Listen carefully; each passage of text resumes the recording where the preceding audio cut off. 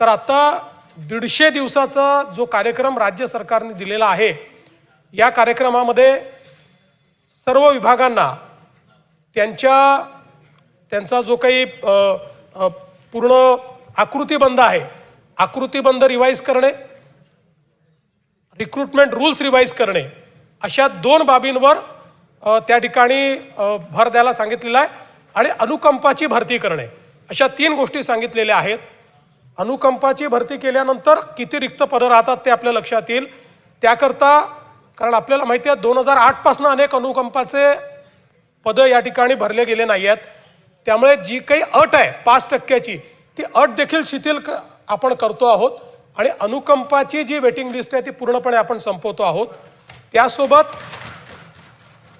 हे जे काही रिक्रुटमेंट रूल्स आहेत, म्हणजे आपल्याला उदाहरण द्यायचं झालं तर आज आपल्या जो काही आपला पाटबंधारे विभाग आहे, पाटबंधारे विभागामध्ये रिक्रुटमेंट रूल्स हे 1980चे आहेत. आता 80 नंतर इतक्या मोठ्या प्रमाणात टेक्नॉलॉजी बदलली आहे, PDN नेटवर्क आलेलं आहे. त्यामुळे नवीन रिक्रुटमेंट रूल्स त्यांनी तयार करावे. किंवा अगदी पोलिसांचा विचार केला तर आपलं पोलीस उपअधीक्षक हे जे पद आहे याचे रिक्रुटमेंट रूल्स 1981चे आहेत.